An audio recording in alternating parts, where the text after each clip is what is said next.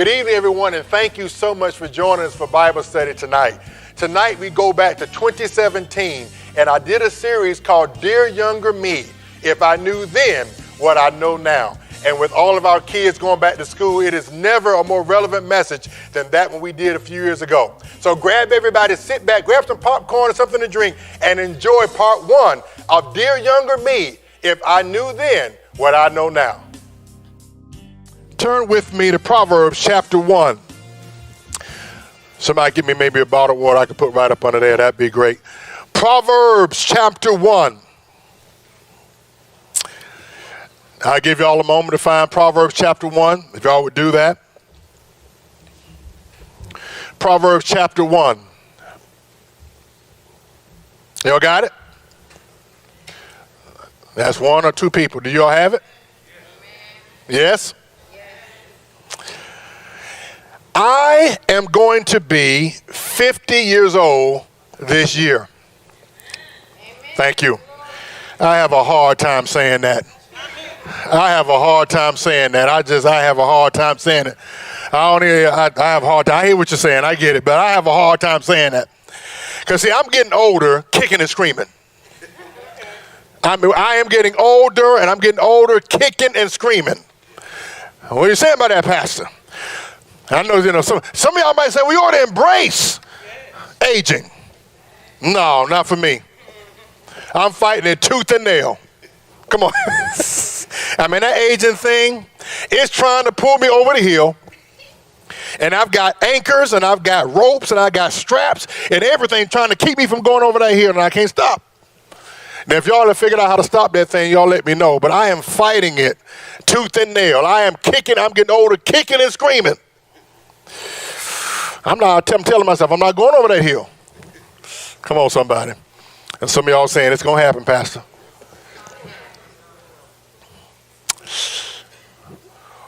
My son is playing football, and like most fathers, we live vicariously through our sons. So when he's out there on the field, I'm out there with him. Because in my mind, I can still do it. I'm still doing this stuff because I'm fighting getting older, kicking and screaming. I had lunch with my daughter, I believe it was last week or week before, and I remember being in line with all these elementary school students, kids, and all of them are staring up at me because I'm so tall. And one of them had the audacity to ask me. He said, "Can you dunk?" And I said, in my mind, I'm saying, are you crazy? Are you serious? What do you mean, can I dunk? And I remember all the stuff backwards and, all my stuff, all these things I should do when I was younger and the Jordan cuff and all this stuff. In my mind, I remember all that. And so I replied very calmly, yes. And then I thought, did I just lie to this kid? Can I really still do this? Because in my mind, I'm still 25.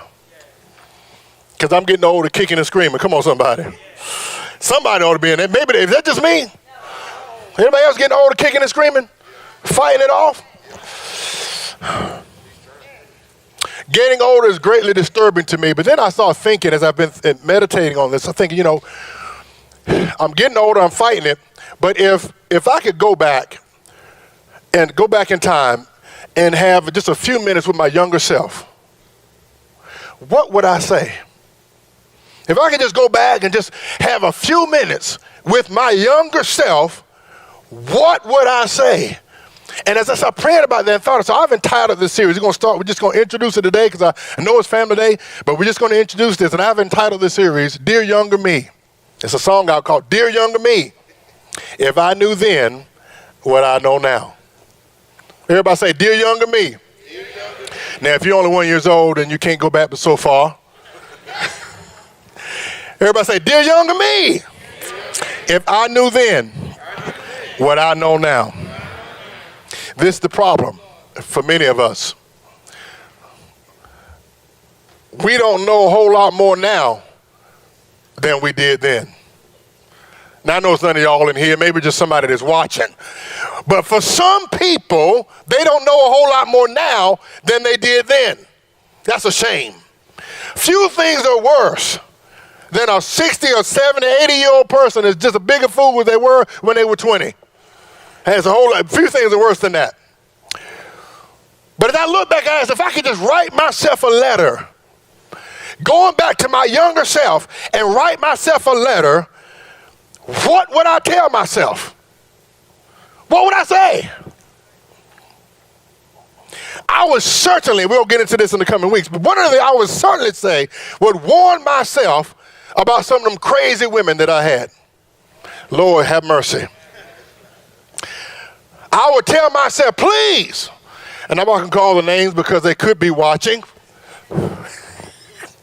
And if you are watching and you get offended, then it probably was you. But I would write the letter. Please, don't go out with this one. Stay away from that one. Whatever you do, don't even answer the phone for this one. And then I said, well, I really have listened to that.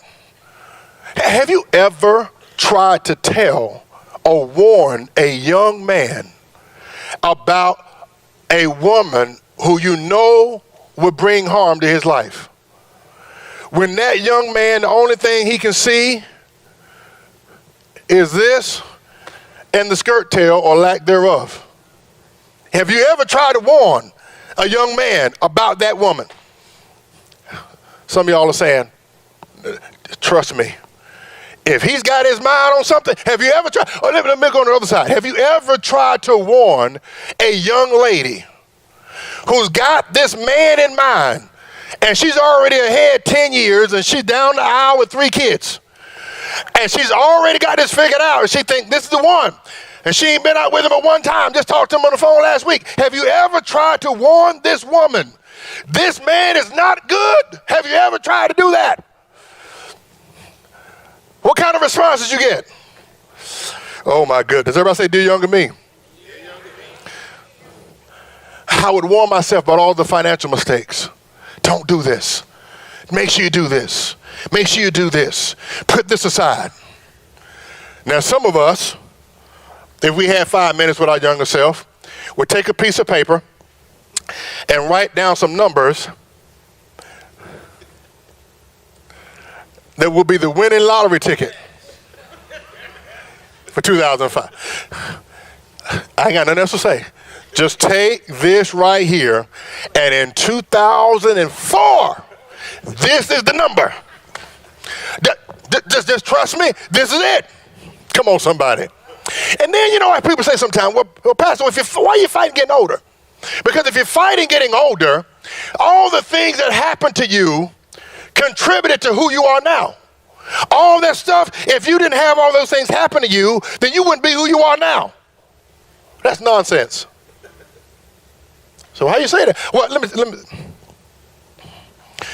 That's nonsense, because I understand that God has used pain in all of our lives, and he has used some things in my life to help and aid my growth in him. But the reality is, the stupidity of many of my mistakes had nothing to do with God, and I would have been just fine without them. Trust me. Just fine without them. Just fine without them. Let me give you this. I'm going to define mistake for you. Stay with me. I'm going somewhere. I'm just laying in the background. This is what a mistake is defined as. All right, here we go. A mistake is an error in judgment. Excuse me, an error in action. A mistake is an error in action, calculation, opinion, or judgment. A mistake is an error in action, calculation, opinion, or judgment. And this is what the second part of this. Caused by poor reasoning, carelessness, and insufficient knowledge. Everybody look this way. A mistake is an error in action, calculation, opinion, or judgment caused by poor reasoning, carelessness, and insufficient knowledge. Now, if we can fix some of the poor reasoning and carelessness and get more knowledge, in theory, we should be able to make less mistakes. Has anybody ever felt the pain of a mistake? If you're over 30, and I want to qualify that, have you ever felt the pain of a really poor decision? Have you ever felt the pain of a mistake? Let me see your hand. Have you ever felt the pain of a mistake? Now, not every hand ought to go up unless you're just 5. You have felt the pain. Think about the things that hurt you the worst. And if you could go back and undo it, think about the person that hurt you the worst. The people that hurt you the worst financial mistake you ever made. What would have been worth if somebody told you a little bit before you did it, don't do it, this is what's going to happen. So if we can avoid that, see, that's the problem with being a young person, a young man, a young woman. Everybody look this way, especially if you're in your 20s, or teens or 20s. You haven't lived long enough to have the pain of those mistakes come back and bite you repeatedly. Oh, you may have decided, to not go somewhere and that may not cost you that much.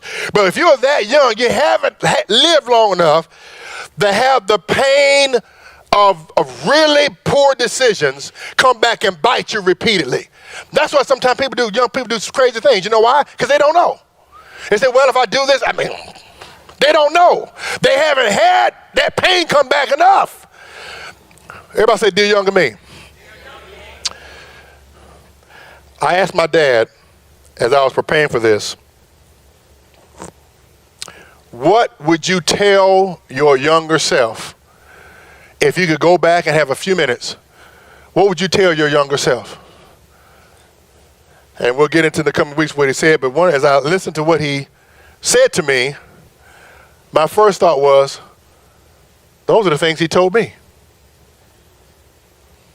The things that he would tell his younger self are the things that he told me.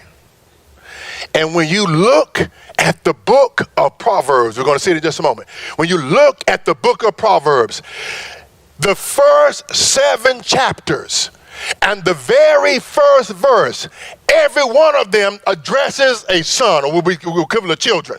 Every one of them. We're going to read one today. Wait, the very first one, we're going to see it. Everyone deals with the very first off with my son, my son, my son. Every one of them. If he could go back and tell his younger self, this is exactly what he would say. And if we can learn from that. And see, this thing, I'll be 50 this year. And then I started thinking as I was preparing for this, well, what would my 70-year-old self tell my 50-year-old self?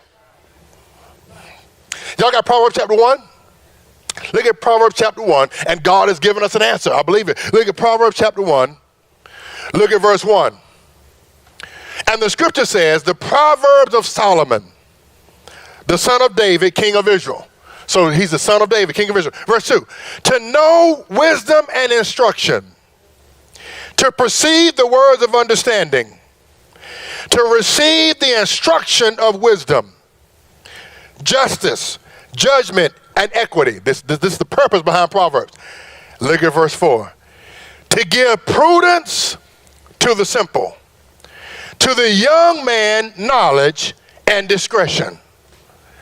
I'm trying to give the young man knowledge and discretion. Knowledge and discretion. If I could go back and talk to my younger self, just have a few minutes, what would I say? And I submit to you that what we see in the book of Proverbs and early in Proverbs is a father telling his son, this is what I would tell my younger self to do and behave so that when you get older, you will thank yourself.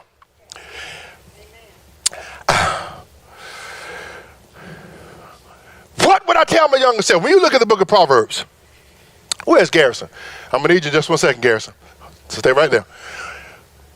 When you study the book of Proverbs, you will see, and Andy Stanton did a good job of teaching this some time ago, but you're going to see basically 4 seats. Are y'all with me? You're going to see 4 chairs that people sit in. Stay with me. Garrison, get that gray folding chair. Come on over here for a minute. You're going to see 4 chairs that people sit in. The gray folding chair. There we go. He doesn't know this. He's just finding this out like you. Don't leave. Sit right there. Okay. Y'all see him? Just sit right there, Garrison. You're all right. Okay. So we got those 4 seats. I need, where's Deacon Smith? He's in here? Now, he told me he was going to play this part, and he ain't in here. That's all right. Chris, you can play this role. Chris said, I'm just going to get him, Pastor. I don't want to do this. That's all you got to do. So you got to do them sit there. Yeah, I need you to get that brown chair that the bar stool.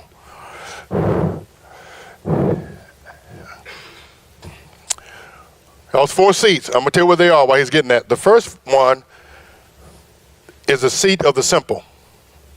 Everybody say simple. Right here, brother. Can you sit? Yeah, make sure I hold you up. Sit right there beside him. Okay. Minister Eric, I need him.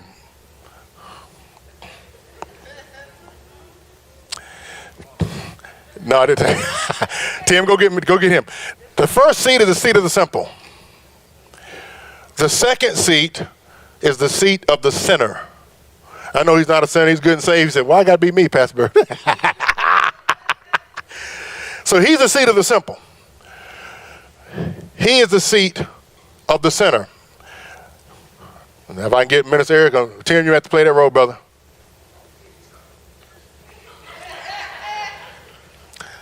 Get that red chair, brother. Dick Smith, you too late.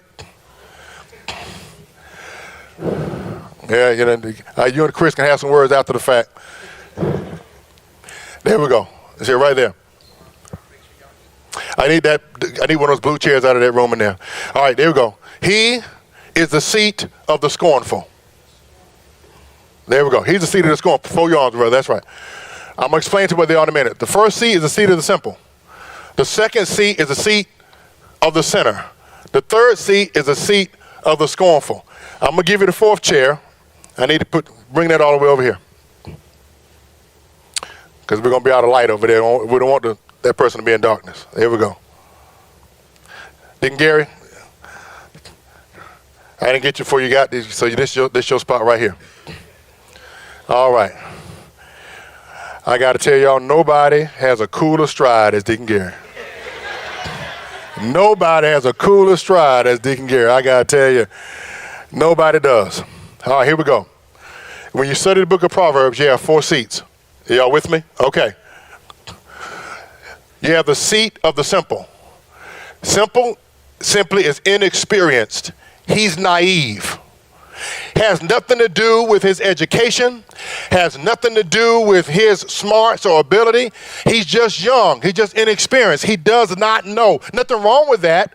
And Andy Stanley did a good job talking about this when he taught on this, but he did something similar to this. He doesn't know. It's not his fault. He's just young. He doesn't know. He's simple. He's naive. He's inexperienced. He does not know. Now, can I help a little bit? If you are under, say, 30, late 20s, this is your seat. No offense, that's your seat, just because you're that age. Are you with me on that? The second is the seat of the sinner. This is a person who's rebellious, defiant. Are you with me? That person is rebellious and defiant. They resist knowing. Everybody got it? What's this person again? The voice of the simple. They're inexperienced and naive. They don't know. So they just don't know. The voice of the sinner is rebellious, defiant. They resist knowing. Come on, stay with me. That guy over there is the seat of the scornful. Come on, stay with me. They are contemptuous, arrogant. They don't want to know and don't think they need to know. Come on, stay with me. Everybody look. This is the seat of wisdom. Are you with me? This is the seat of prudence and discretion.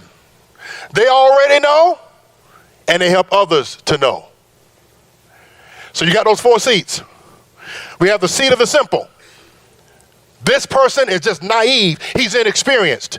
He just does not know. It's not his fault. He just doesn't know. So if you're under 30, late 20s, this is you. Then there's a seat of the sinner. This person's just rebellious. None of these guys like this, but I'm just saying, that's the seat of the sinner. He's rebellious. They're rebellious. They're defiant. They really resist knowing. Are y'all with me on that? And then this dude over there is the seat of the scornful. You may see scoffer. When that person's gotten that level, they are contemptuous. They are arrogant. They don't want to know, and they don't think they even need to know. When you read Psalm verse 1, the Bible says, blessed is the man who walks not in the counsel of the ungodly, nor stands in the path of sinners, nor sits in the seat of the scornful. Now, why are we doing this? Because we just read in Proverbs chapter 1, verse 1, the whole purpose of Proverbs is to give prudence to the simple. Because if the simple person does not get instruction, the natural progression is from here to here to here. Because when a person gets to the center, when it gets to that point, remember, they resist knowing. So you can talk to them till they're blue in the face, and they don't want to hear nothing you got to say because they're doing their own thing. They really they're involved in whatever's important to them, whatever they like, whatever they want. That's the character trait of the sinner. By the time somebody gets to a scorner, they have gotten so far gone and so arrogant, and their heart is so hard, you can't tell them nothing. Nobody can tell them anything. They don't think they need to know. They're way above everything. Anything you can possibly tell them about God, they're so far past that. And if we can get a simple person, prudence and understanding and wisdom, they don't go that way, they go this way. So that now they can be that seat of wisdom where they have wisdom and discretion and prudence. They know and understand, and they help others to do the same. Stay with me. Because this is a natural progression. If this person doesn't get wisdom and understanding, and please understand, it does not come naturally. Wisdom and understanding does not come just by default. I said it does not come by default.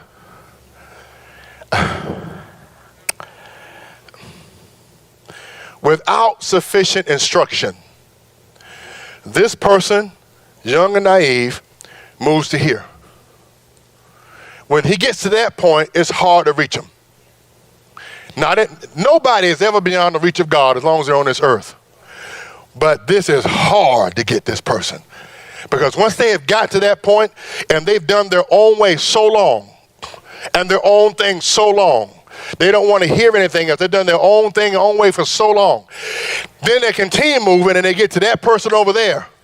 And by the time they become a scorner or a scoffer, they are so hard-hearted, arrogant, and contemptuous against God and anything else, there ain't nothing you can tell them. They don't think they need to know anything. They think they got it all figured out. You can't tell them anything.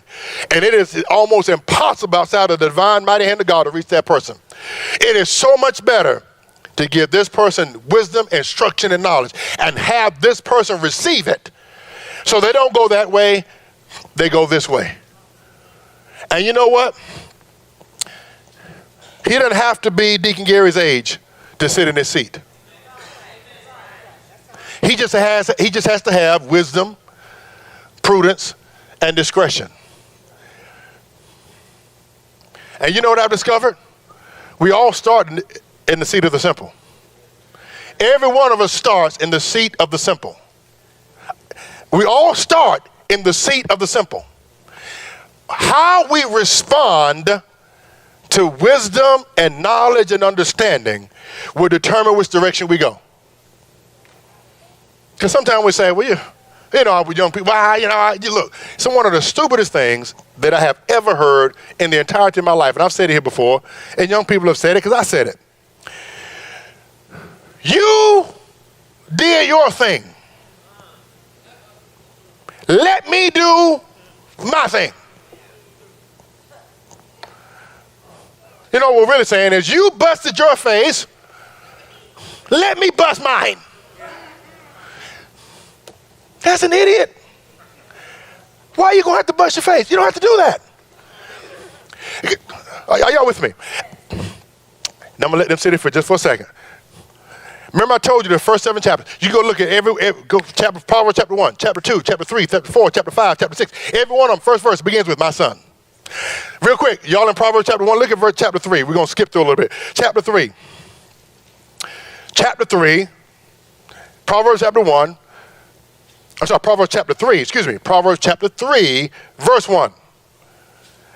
Y'all got it? What does it say? My son, do not forget my law, but let your heart keep my commands. A father speaking to a son. God is speaking to us. Would be an older man coming back and speaking to his younger self. Please listen to what I got to say to you. Don't forget my law, but let your heart keep my commands. Verse 2. For length of days and long life and peace, they will add to you.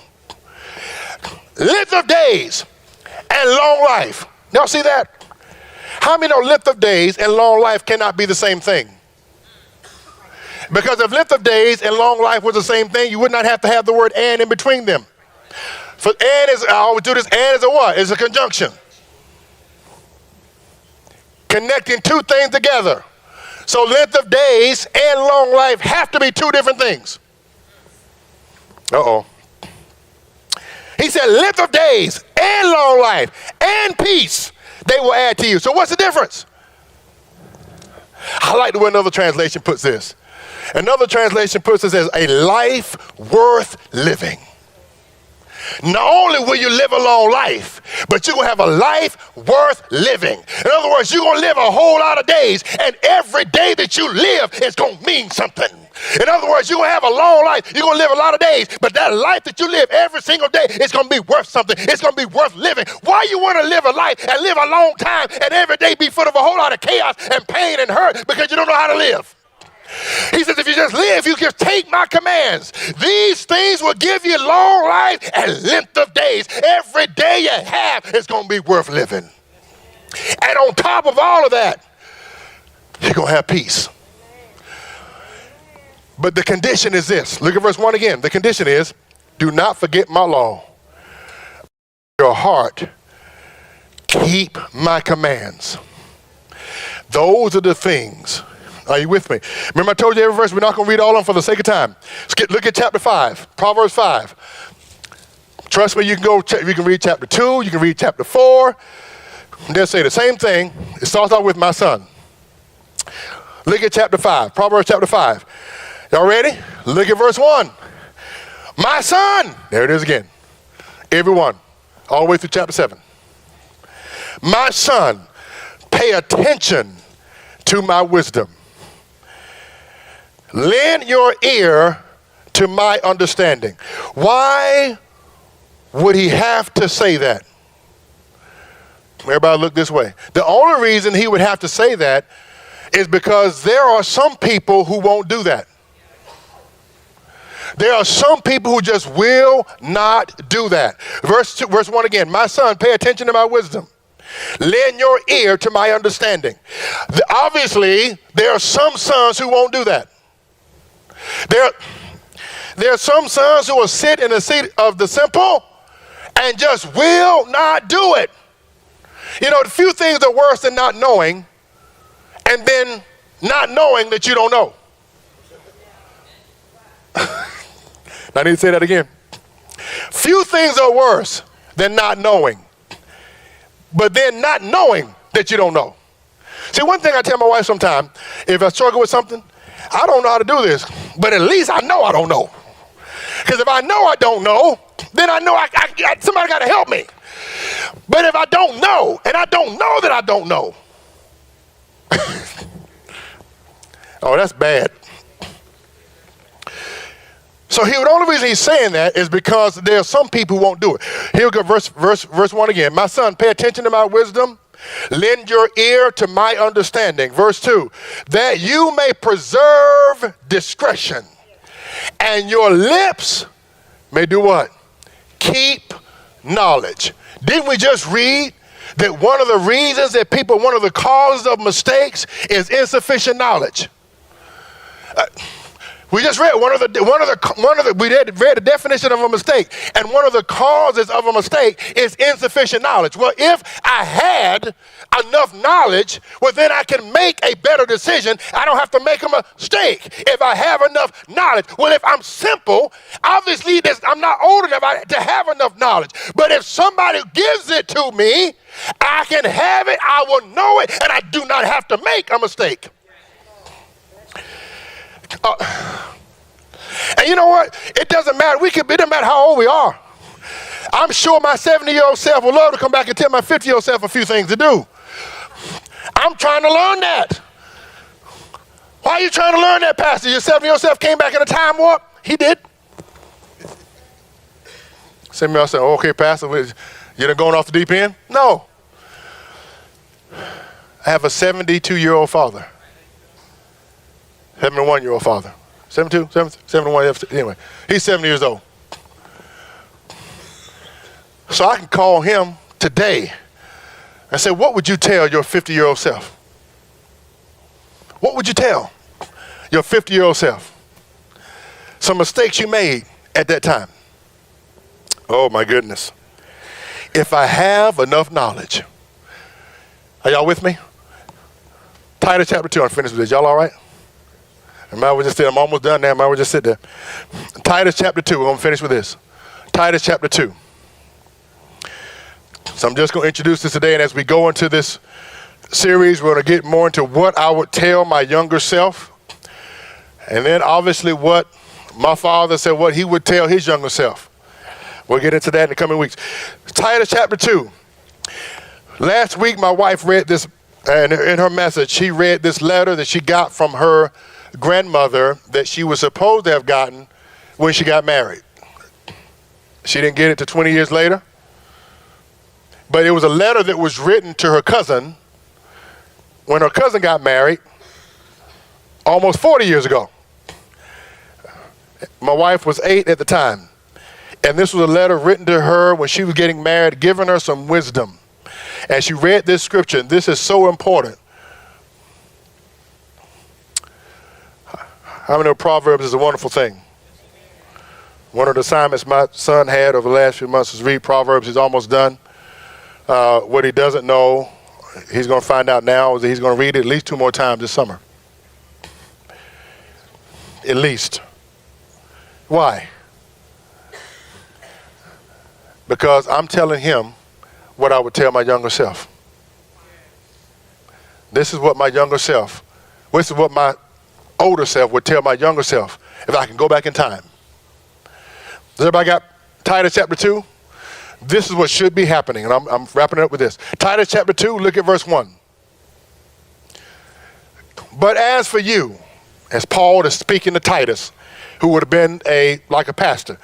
But as for you, speak the things which are proper for sound doctrine, that the older men be sober. Do I need an explanation for that? Reverent, temperate, sound in faith, in love, in patience. Let me read it again. That the older men be sober, reverent, temperate, sound in faith, in love, in patience. Again, why would Paul have to tell them that? If it was automatic, that by the time you got to a certain age, that you would already be sober, that you'd already be reverent, that you'd already be temperate, that you'd already have. If it was a get to a certain age, and all of a sudden when you got to a certain age, the switch flips, and all of a sudden you become sober, reverent, temperate. If that was the case, there would be no need to say this. But the fact that he has to say it is an indication that there are some men walking with a cane that ain't figured it out. Oh, come on, somebody. I'm speaking to everybody now. Everybody. You know what I've discovered? And I'm almost done. He has to say this because time is not a teacher. Everybody look this way. Time is not a teacher. If time was a teacher, then nobody over 40 would ever act like a fool. So because this happens, is it an indication that time is not a teacher? So just getting older does not teach us. It's like some young people say, well, I'm going to have my fun when I'm young, and then when I'm older, I'm going to, no, you ain't. No. Time is not a teacher.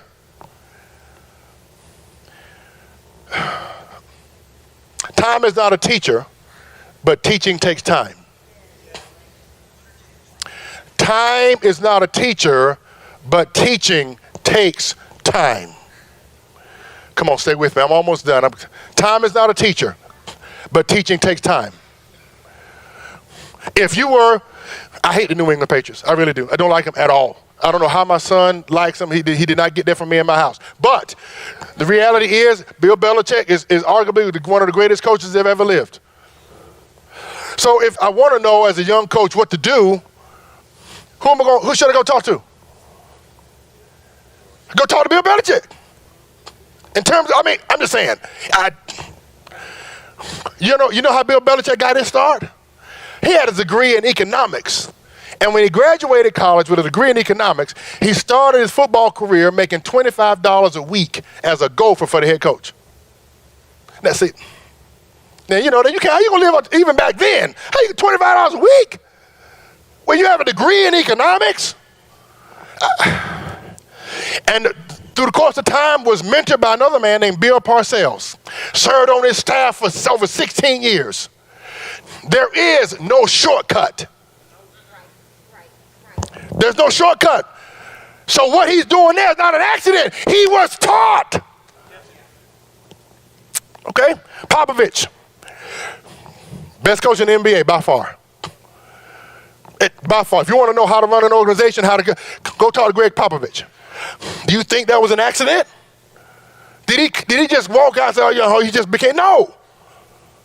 He did. He took a year sabbatical from coaching a small Division III school to go back to a man who mentored him for 1 year as a volunteer assistant.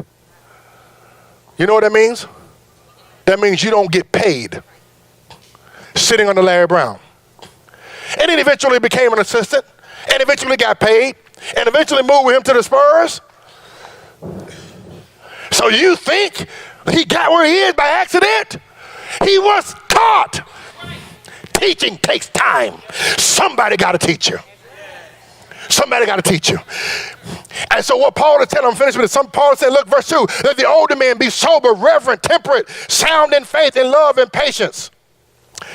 Verse 3, the older women likewise, that they be reverent in behavior, not slanderers, not given to much wine, teachers of good things. Again, why would he have to say that? Because obviously some older women have not gotten that message. Time has not taught them. Somebody's got to teach them. So he said, these are the ways the older women, older men are supposed to be. Verse 4, that they admonish the young women to love their husbands, love their children, to be discreet, chaste, homemakers, good, obedient to their own husbands. That the word of God may not be blasphemed. Teach the younger women. This is how you behave yourself. This is how you live. This is how you do this. The older men teach the younger men. This is how you behave yourself. This is how you carry yourself. This is how you're supposed to be. So that when you grow up through time, you will know how you are supposed to be. And you can do the same thing and teach someone else. And so if I had to go back and talk to my younger self, what would I tell my younger self? What would I say? Tell that person beside you, you got to come back next week. We're out of time. Tell me we're out of time. Come and tell me you got to come back next week. We are out of time. Come on, stand on your feet and give God a hand and bless the name of the Lord. Y'all, thank you. Come on, they did a great job, did they not? Thank you once again, everyone, for joining us for Bible study tonight. I trust that part one of Dear Younger Me, if I knew then what I know now, was a great blessing to you and your family. Having the perspective of experience really, really matters. So thank you once again for joining us tonight. Don't forget, next week will be part 2 of Dear Younger Me, If I Knew Then What I Know Now. Once again, thank you for joining us. Have a wonderful evening.